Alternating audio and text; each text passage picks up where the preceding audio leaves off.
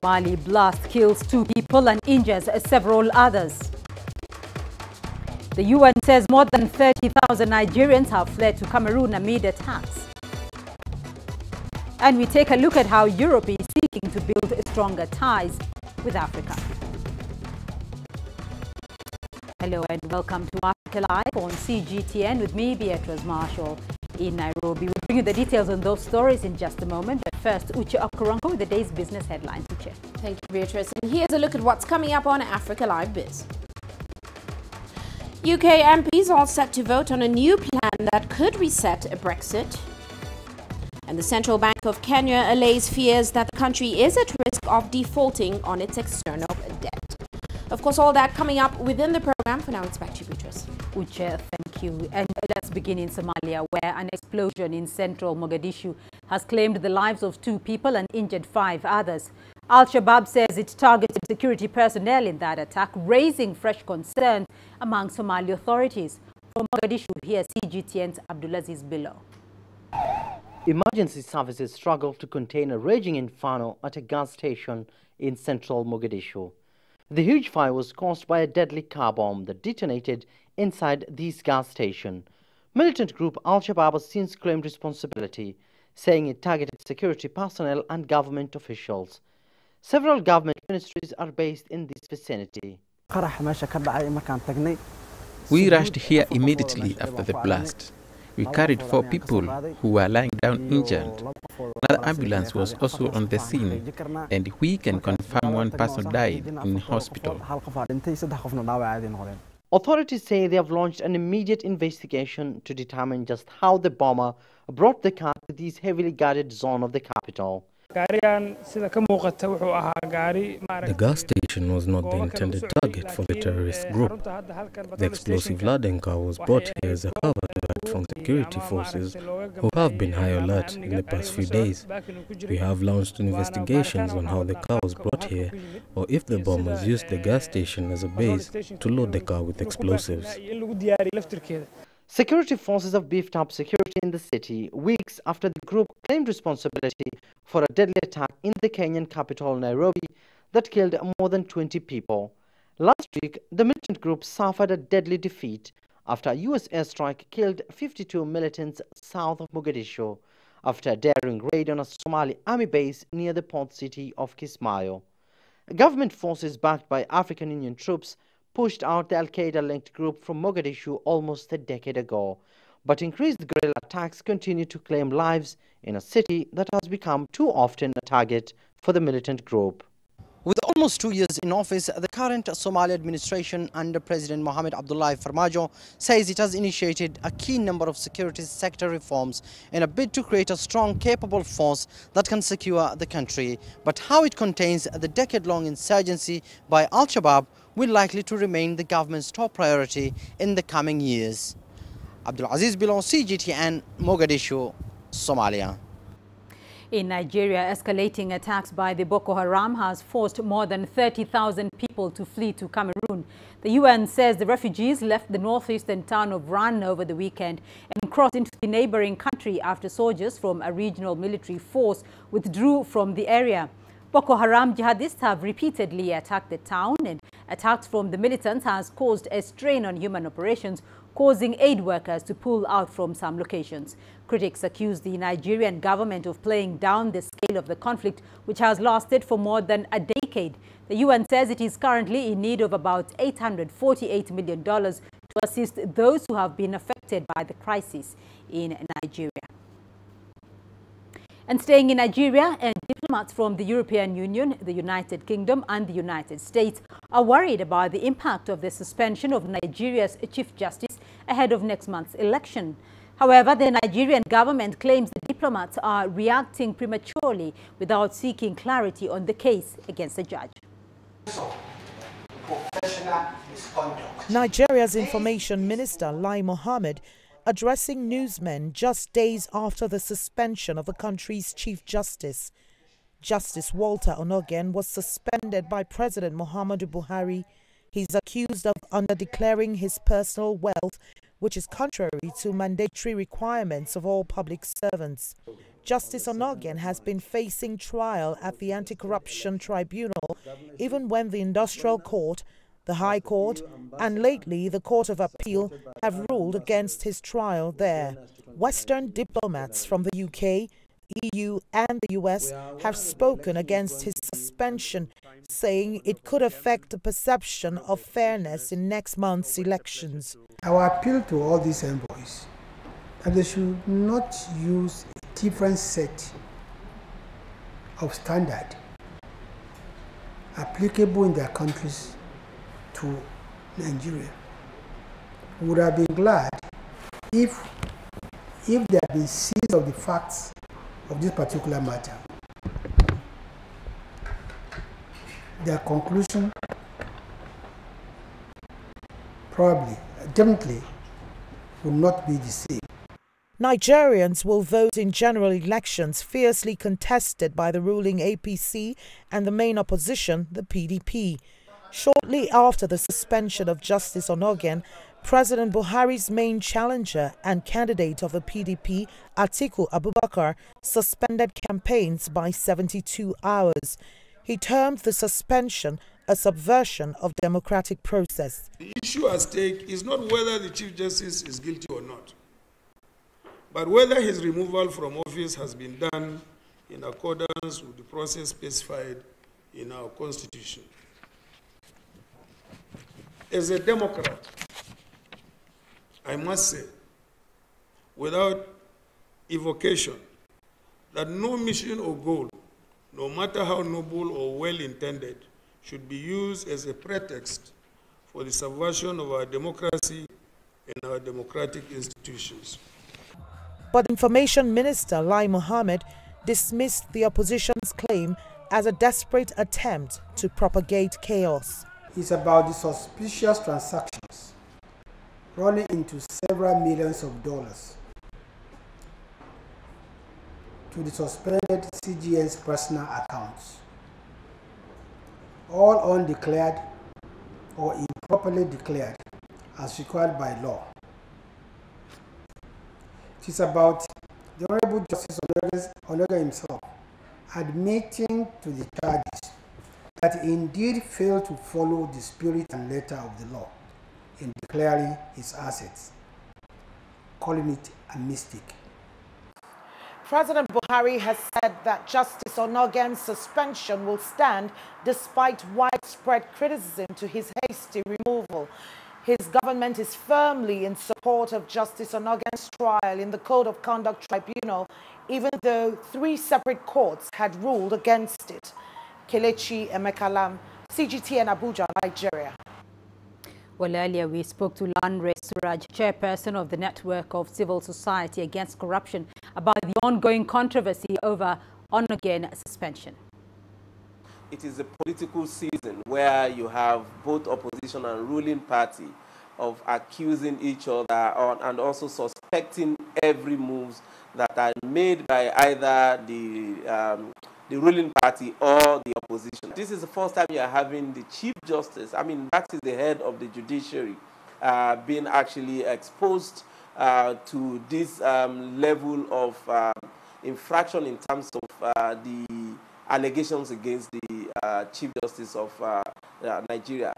Failure of the Chief Justice of Nigeria, the former Chief of Justice of Nigeria, to actually live up to the expectation on the basis of allegation, to have actually done the right thing by saving the judiciary from the ridicule, by simply just resigning from that office pending when the investigation would have been concluded, or even the prosecution. It was a decision of the NJC, where he was the chairman, that any judge under investigation would suspend the sitting from office. No, it really doesn't really have any direct dealings with the poll. The first thing is the members of the tribunal that will deal with the election petition at the first instance are selected by the Court of Appeal President, and that is not the Chief Justice of Nigeria, though they are only sworn in by the Chief Justice of Nigeria. The next level of appeal goes to the Court of Appeal, before it gets to the Supreme Court. The rather unfortunate situation is the way that the opposition are taking the suspension of the CJN to eventually politicize it and make it look like it has some other benefit for the opposition than the larger country, Nigeria. To Russia, and foreign ministers from both Russia and Sierra Leone have met to discuss the idea of a permanent African presence at the UN Security Council, which would give African countries a huge say in world affairs. Currently, African countries can only sit on the council if they are elected for a 2-year term. Dan Ashby has this report. Sierra Leone senses a friendly ear in Russia in terms of its bid to get a permanent African presence on the United Nations Security Council. But Moscow is playing this one carefully. Russia is just one of 5 countries to be a permanent member of the UN Security Council, and there's no real appetite amongst those countries to expand at the moment. But Moscow does see itself as an ally of Africa. It's supplying arms and weapons, for instance, to the Sierra Leonean government, and it has said that it will soon formalise that into a ratified deal. Both Moscow and Sierra Leone want to do more business together, particularly in the areas such as mining. So the 2 ministers had a cordial meeting. They promised further ties, and Russia certainly hasn't ruled out UN reform, but there was nothing concrete on the table in terms of helping Sierra Leone to change the UN anytime soon. Dan Ashby, CGTN, Moscow. German President Frank-Walter Steinmeier has begun his 4-day visit to Ethiopia. He's met his Ethiopian counterpart Sahle Work Zewde, as well as Prime Minister Abiy Ahmed. Steinmeier has expressed Germany's support for the ongoing reforms in Ethiopia. CGTN's Girum Chala has more. President Frank-Walter Steinmeier was warmly welcomed at the National Palace by his Ethiopian counterpart Sahle Work Zewde. Then the 2 leaders have held bilateral talks, which mostly focused on ways of further strengthening the current ties into an all-new level. Germany now wants to fully back Ethiopia's reform agenda. As you can see, in Ethiopia, business cannot be as usual. And the approach that we have seen in some instances, in some areas, this one-size-fits-all kind of an approach and might not be the right one. I think it has to be tailor-made. So the visit of the president at this point of time is very important because we can think together. He can see for himself, his delegation can see what are the areas that would be where Germany can have a greater added value in supporting us. Our relations have a long tradition, they're long-standing, they're very close. But at the same time, if you have the opportunity now to go beyond a typical conventional development partnership to also launch a reform partnership with Germany, just as the Federal Chancellor and your Prime Minister have talked about, then that is leading us to new potential in our bilateral relations. Germany seemed to also be interested in the region's politics, peace and security. President Steinmeier said the peaceful situation between Ethiopia and Eritrea could serve as a best example to see a more stable Horn of Africa. The reconciliation with Eritrea is an important sign and an important message that was not only heard here in the region, but also we in Europe understood that this was a very brave, a very courageous step that was necessary in order to send a signal of stabilization across the entire region.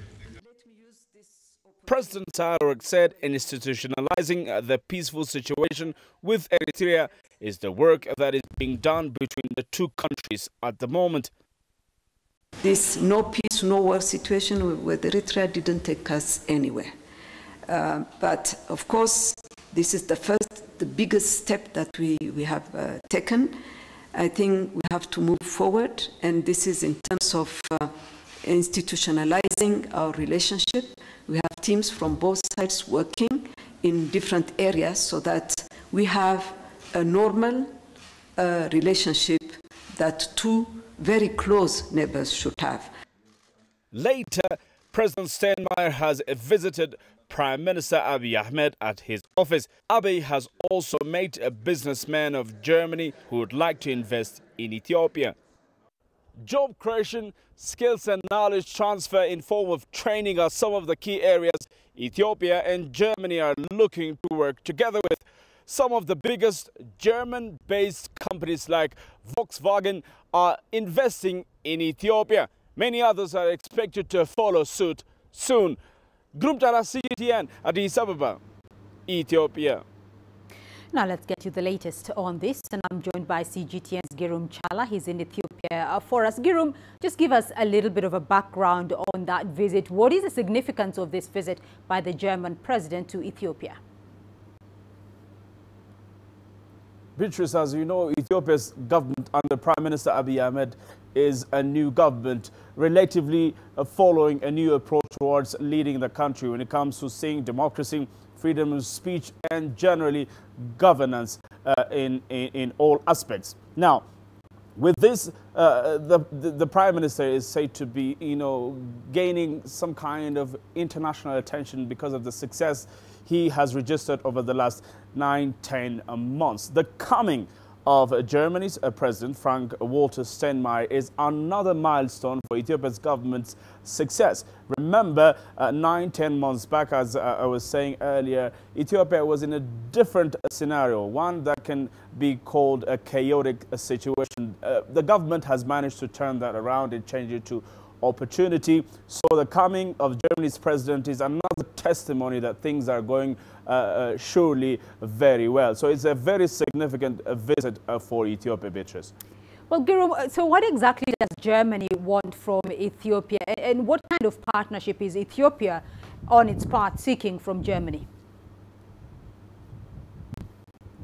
In his own words, Beatrice, President Steinmeier said he is impressed with the change that he's seeing in Ethiopia. Now, he wants to relate and work with this change and the reform that is going on in the country. So for Germany, it's one thing to associate itself with Ethiopia and strengthen its bilateral relations, which dates back to the 1900s.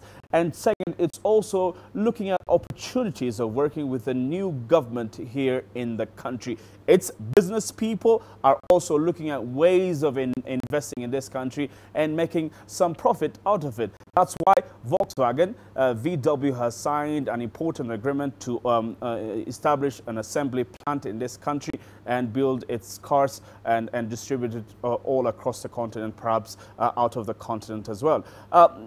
For Ethiopia, on the other hand, Ethiopia's economy is the fastest in the continent. It can get any support around. Yes, it can use it so that it can expedite whatever reform results that can be found in this country. So Germany's support for Ethiopia is remarkable. It needs the economy needs the supporters, like the investors. Germany wants Ethiopia to be its supporter in different terms, including the regional politics. So it's a win-win kind of situation that we are seeing here, Beatrice. And Girum, just very briefly though, Germany seems keen on the region's politics, peace and security issues. Tell us more about that. When Chancellor Angela Merkel, Beatrice, was here months back, she was talking about pacifying Africa, avoid, first of all, of the migration number from this continent. Peaceful continent, keeps its citizens here. So it's deeply involved in pacifying Africa, working with the African Union Peace and Security Council. In the region as well is the same, is true. So what it wants is simple. Peaceful Africa, peaceful Eastern Africa is keeping migrants here, and also generally it's a contribution for global peace. So that's why they are very much interested to work with the continent.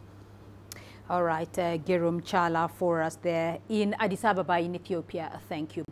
Well, another European leader has been touring Africa. French President Emmanuel Macron has been on a 3-day tour of Egypt. CGTN's Adel Mahroui is in Cairo with the very latest. He's joining me now. Adel, President Macron has finalized his trip to Egypt. What was on the agenda on his final day?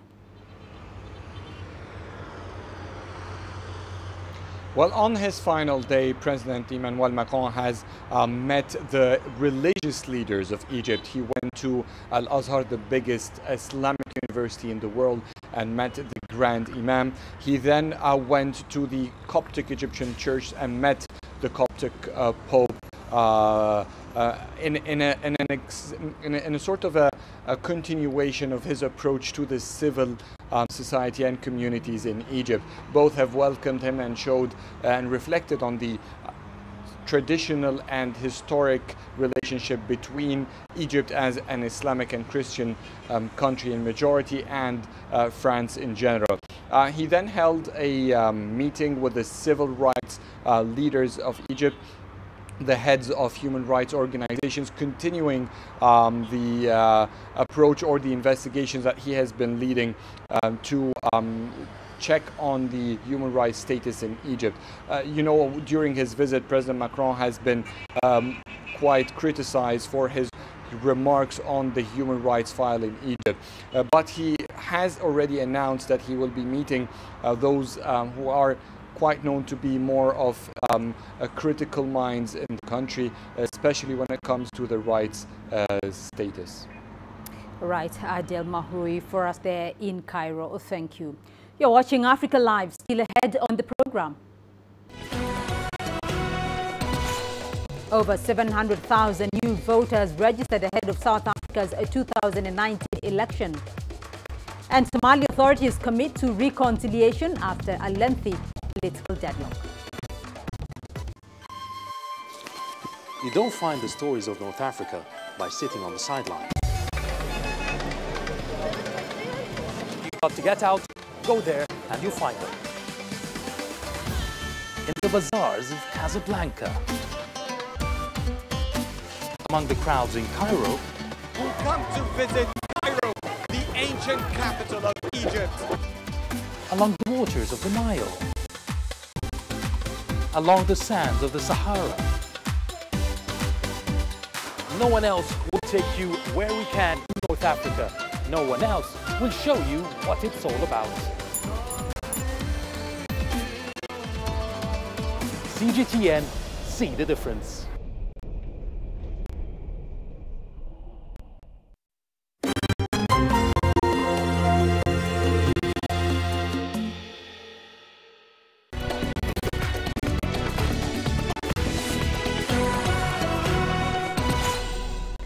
South Africa's ruling party, the African National Congress, has expressed concern at the apathy of young people ahead of the upcoming elections. The polls are likely to take place in May, but millions of young South Africans have still not registered to make their mark. CGTN's Jamel has more. South Africa's Electoral Commission, the IEC, believes that it is on the right track in conducting elections in May. That's after 700,000 new voters turned up to register at the weekend, pushing the number to 26.7 million voters on the voters' roll. In terms of the total voters' roll, Gauteng, South Africa's economic hub, has the most registered voters, amounting to about 24% of the overall voters' roll. Gauteng is likely to be the battleground for the next May elections. The IEC says it's encouraged by the number of young people who turned up, but the Commission also remains concerned that approximately 9 million eligible voters are still not registered, of which about 6 million are under 30 years old. It's a concern that is shared by the governing ANC. It is worrisome in a democracy. We've got to engage young people, but we have delivered the results this past weekend, and young people came out in their numbers to actually register. It is important that we must continue to mobilize them, to talk to them, and make them believe in democracy. But all is not lost yet. Until the election date is officially announced, there's still an opportunity to register to vote. We call upon the first-time voters who are not yet registered to visit local IEC offices to register. Registration remains open until the election date has been gazetted.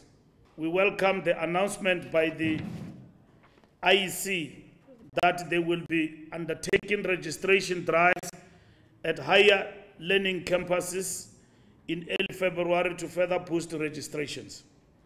We have no doubt that this will go a long way in ensuring that more first-time voters will register and partake in the upcoming elections.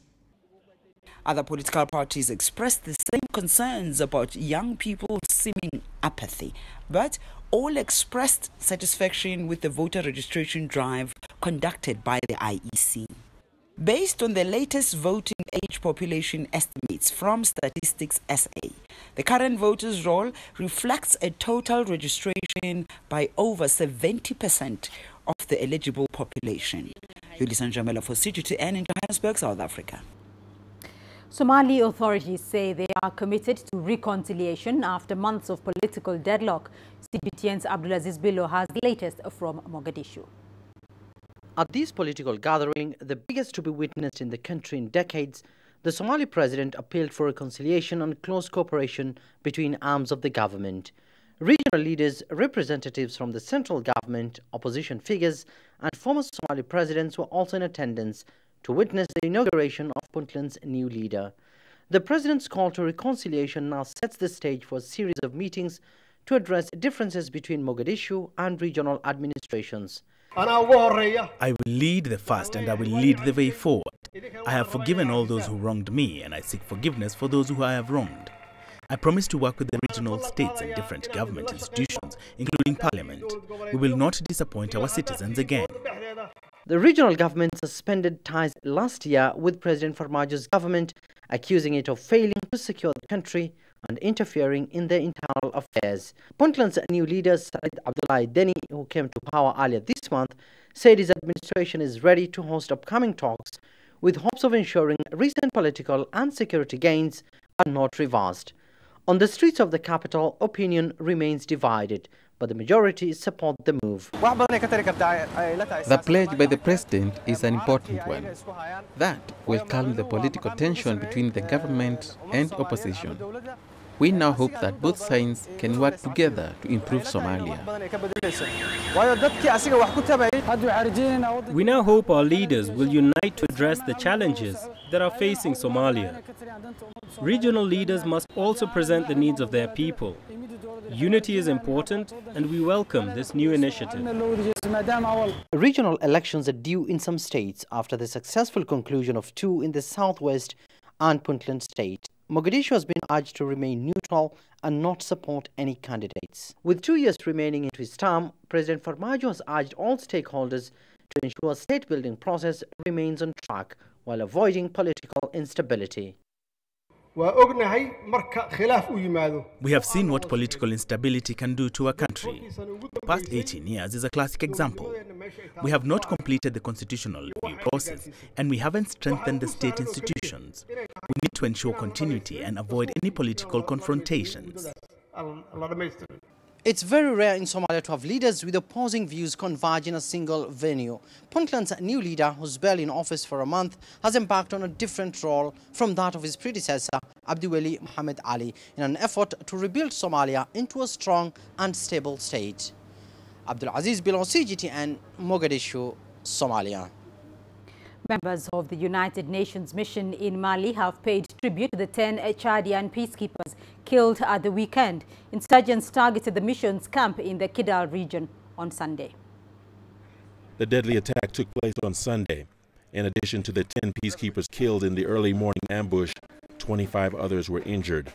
Malian President Ibrahim Boubacar Keïta commended the UN troops for their efforts to maintain peace in the country. This fight, which you lead in the name of humanity, has led to the loss of young lives. They had barely arrived on Mali soil where they were supposed to serve the cause of peace. The head of the UN mission in Mali has also saluted the peacekeepers. They will remain an example for all of us. Their sacrifice inspires us to fight even harder to end the crisis in Mali. The commander of the UN force in Mali has thanked Chad for its contribution to the stabilization of the Sahel.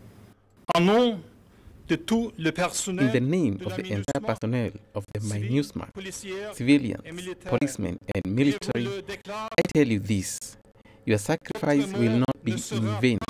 You fell with pride while providing a robust response, inflicting significant damage to the enemy. A peace deal between the government and armed groups was signed in 2015. Its implementation has, however, been slow, leading to ongoing attacks in the center and north of the country. Richard Sirolanta reporting for CGTN News. And let's now go to Uche Okronko for a look at the day's business news. Uche. Thanks, Beatrice. And coming up on Africa Live Biz, UK MPs all set to vote on a new plan that could reset a Brexit. And the Central Bank of Kenya lays fears that the country is at risk of defaulting on its external debt. Africa is the nexus of enterprise, and global business will tell you why it matters. From the mega investment projects to multi-billion-dollar mergers and acquisitions. Africa today collects, just in terms of revenues from taxes alone, $545 billion a year. If you take 10% of that and you devote it to the energy sector, problem solved. All this on Global Business, weekdays at this time on CGTN. Business in Africa is at the crossroads where opportunity meets innovation, where profitable new markets collide with global trends. From the sound of an African bell on a stock market's floor to the shout of a trader in a bustling free market. It's colorful, vibrant and exotic. CGTN stands at the gateway to Europe, Africa and the Middle East. From Morocco to South Africa, we talk to the deal makers and actors who fuel its engines of growth. Only on CGTN.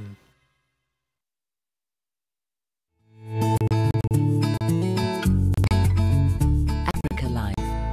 Find your voice.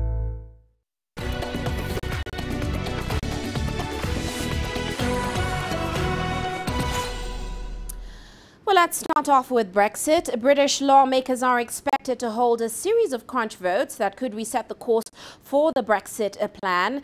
Now, with exactly 2 months to go until Britain is due to leave the EU on March 29th, British MPs will debate May's plan to renegotiate the deal she struck with Brussels. Now, the draft divorce deal was overwhelmingly rejected by a historical margin in Parliament earlier this month. After May opens the day of debate, MPs are set to vote on measures that could prevent a no-deal Brexit.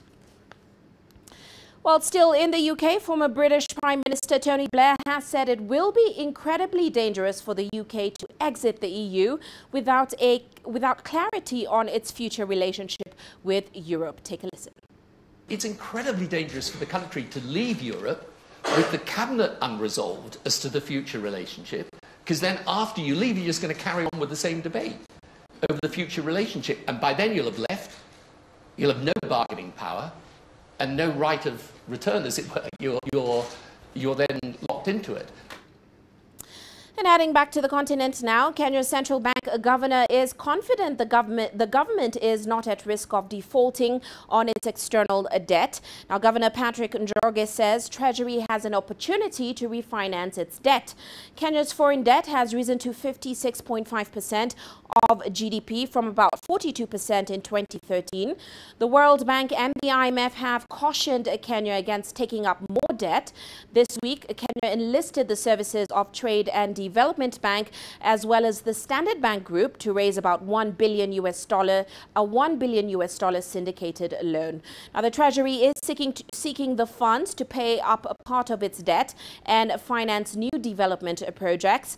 The CBK now says lengthening the repayment period of some of these loans could ease the pressure on the government. Of course, Kenya's economy is projected to expand by about 6.3% in 2019. That's up from last year's 6.1%. Now, meanwhile, in South Africa, the country's third biggest lender, ABSA, has announced that its CEO, Maria Ramos, will retire at the end of February this year. Now, ABSA has been trying to carve out a name as a standalone African bank after separating from its parent company, Britain's Barclays, back in 2017. Meanwhile, in the wake of Ramos's pending exit, stocks of the company rallied the most amongst its Johannesburg-based peers. It rose by more than 3% in early trading today. Rene van Wyk takes up as interim CEO effectively from March 1st this year. Meanwhile, Global Coalition Against Corruption, Transparency International, has released 2018's Corruption Perceptions Index. According to experts, however, the world still hasn't come to grips with corruption. Well, CGTN's Angelo Coppola sat down with David Lewis, the Executive Director of Corruption Watch in South Africa, to take a look at how South Africa performed. How did it compare to its compatriots, and why does it matter? We are 9th on the list of sub-Saharan African countries. And, you know, I think it kind of makes a difference. I mean, I love hearing those South Africans who bemoan the fact that if we don't do something, we'll go the way of the rest of Africa. Well, there are at least 8 countries in Africa who, if we went the way of them, we would be better off than we are today. And I think South Africans need to notice that. This is not an African problem. So I think it kind of matters in a way, if you like, ideologically or in the popular culture, that Africa, compared to us in some areas, is not doing so badly. We have the Zondo Commission currently sitting. How did it influence the rankings, or did it? I think on the one hand, the revelations that are coming out of the Zondo Commission may have caused us to go down the ladder. On the other hand, the mere fact of the Zondo Commission and what it represents about the country's efforts to tackle corruption may have caused us to go up the ladder. So I'm not sure what the net effect of the Zondo Commission would be. I would imagine if it were taken today or in the last week or two, I mean, the Bosasa revelations have, have even shocked me. I think we might slide down the ladder somewhat.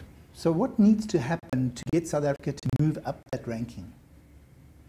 Well, I think if by next year this time, or by the time that the next surveys are taken, which is probably in about 6 months, if we have not mounted some really serious prosecutions of some really high-flying individuals, we are going to go down that index very significantly, whatever else government have done. And I happen to be in that category of people who think that that the new administration has done maybe not the best that it could do, but it's done reasonably well.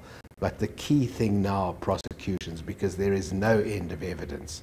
And there is no call for the National Prosecuting Authority to wait for the Zondo Commission in order to mount prosecutions. And that, to me, is going to be a key influence on where we go in this index.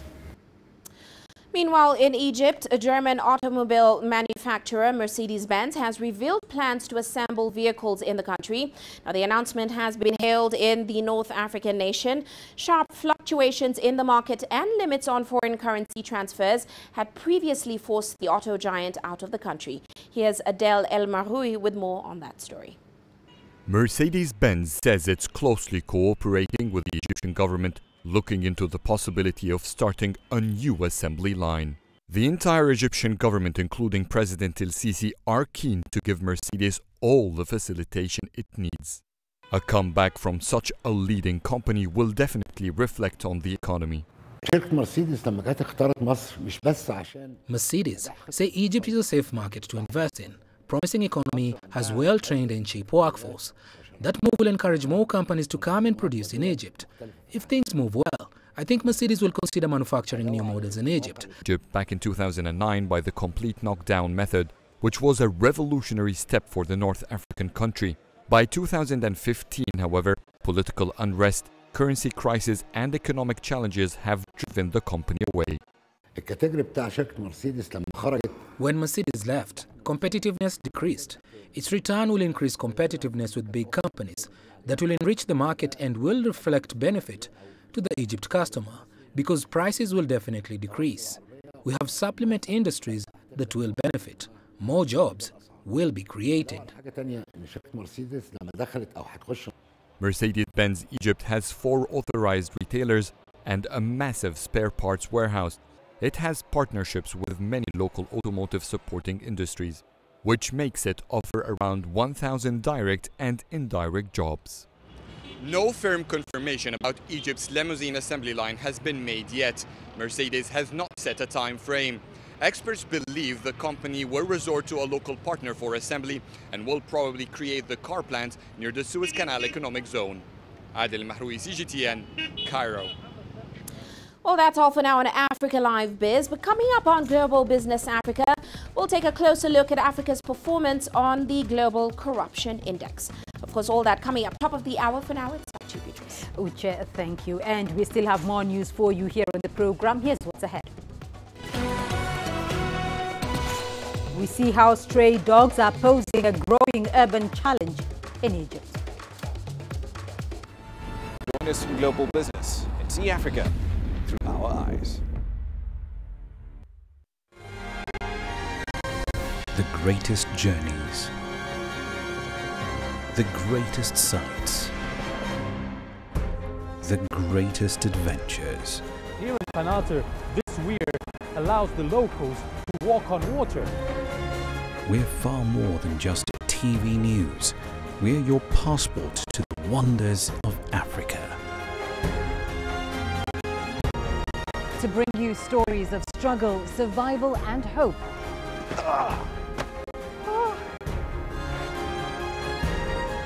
So let's explore.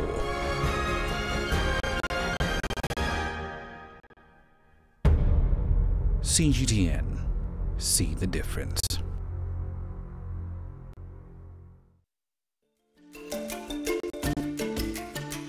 Africa Live. Find your voice.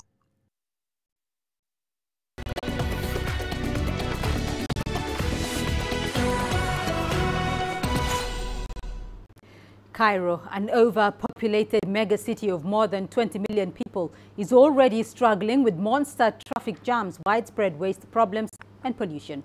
But now packs of stray dogs are adding to the city's challenges. Dina Matego reports. Attacks by dogs are becoming an increasing problem in Egypt. According to the Agriculture Ministry, 400,000 cases of dog bites were reported in 2017, up from 300,000 in 2014. 231 people have died over the past 4 years from the wounds they received, mainly as a result of rabies. I'm talking about 60 or 70 dead cases caused by dog in 1 year. Some people who are not experts go on media outlets and claim that dogs only transfer one disease, but in fact, dogs transmit many diseases. A dog bite carrying the rabies virus is said to be fatal within 24 hours as it damages the human nervous system. There is no official data on the number of stray dogs, but activists say they are running loose in their millions, with some of the attacks occurring from the same dog. Animal rights advocates have sought to offer solutions, actively removing dogs from the streets and giving them homes. However, this has not been easy. There exist no specific measures taken to bring the stray dog population under control. Most of the donations we get are not enough because we have many expenses, and also people here in Egypt do not believe in mercy for the dogs. We are just a group of people who go to the streets, rescue injured stray dogs and cure them. We have staff that needs to be paid. We provide so many solutions that cost nothing, but no one listens or cares. In 2017, authorities killed more than 17,000 stray dogs following multiple complaints of dog disturbances in the south of Cairo. A $5 award was promised to those who capture and hand over at least 5 strays. Animal rights defenders have also accused the government of killing dogs using a chemical drug known as cintrazine, allegations which the government has denied. Dog sterilization programs providing rabies vaccination and removing the garbage are some of the solutions that have been suggested to control the stray dogs in the city. Dina Matengo, CGTN. To South Africa now, where archaeologists have rediscovered a lost city using cutting-edge laser technology. Researchers from Wits University have recreated the ancient city, which is believed to have existed near Johannesburg back in the 15th century. South African archaeologists have rediscovered the ancient city of Culinary. For decades, researchers have been studying the site near Johannesburg. Now, cutting-edge laser technology known as light detection and ranging, LiDAR, has accelerated the study of the ruins. LiDAR data is enabling us to do is actually to map and track what was happening in these towns because there's no written record of them. So we're basically rediscovering their use. And what this means is filling in a huge historical gap, especially for Southern Africa. The thick vegetation in the area led the team to commission LiDAR laser technology. Scanning machine that sends out laser lights, and it basically bombards the landscape. I mean, billions and billions of pulses of laser light, something like 400 or 500 per square meter, just all the time coming out. And as soon as each pulse hits an object, any solid object, a bird or a leaf or a tree or the ground, it reflects straight back to the machine, and then the machine can figure out where that interception took place in 3 dimensions. Queneng is believed to date back to the 15th century. The laser technology has enabled archaeologists to recreate digital images of homesteads that house the city's estimated 10,000 Swana-speaking people. If you create a game and kids can play around with the context of knowing that is their heritage and having a sense of what was being there and the stuff like housing structure, the architecture which was there. One of the most enlightening thing is us being able to understand what we were doing in our past, you know. It gives us a more broader idea of the people of Southern Africa, who they were and the types of activities that they did, because you can now rediscover that activity line and just general interactions within the society. Queneng is believed to have been destroyed in the 19th century after years of conflict. Noel Mokugu, CGTN. In Morocco, young people from the city of Saleh in the country's northwest have been offered free training at a cooking school. The project aims to provide youths from disadvantaged backgrounds with culinary skills so that they become employable and self-sufficient. This is the Shamsi Culinary Arts School in Saleh. Around 50 young people will spend 2 years here learning how to cook up a storm. It's funded by the National Initiative for Human Development and various charities. Thanks to the association, we could save the young people of Saleh. Currently, some of the young people don't feel like they have a future. The first year covers the basics, and in their second year, students choose which cuisine to specialize in. One of the most popular is Moroccan cuisine, which includes pastry making. When I had nothing to do and stayed home all the time, I had no idea about my future. But after my registration in the school to learn French pastry, I have dreams and goals to achieve now.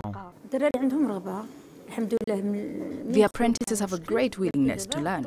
I noticed a big improvement in their work from the beginning until now. They can cook and bake alone. We help so that they can work and start a career. The school has helped keep many disadvantaged youths off the streets. After they graduate, the school also helps to place the new chefs in hotels and restaurants. Laura Walubengo, CGTN. And your sports news coming up next. Here's what's ahead. South Africa's Proteas are aiming to rectify past mistakes in their final test against Pakistan. Africa, where champions are made, records are broken, legends are born. We're there for every goal, for every knockout, for every step of the way. Match Point, only on CGTN.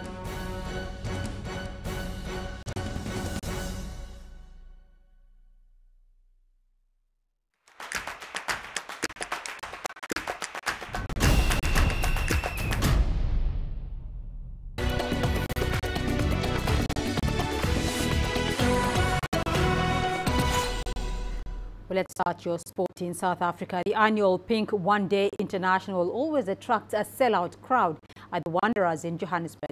And although the Proteas did not win, the cause certainly did. The game raised almost $100,000 for breast cancer awareness campaigns. The result, though, leaves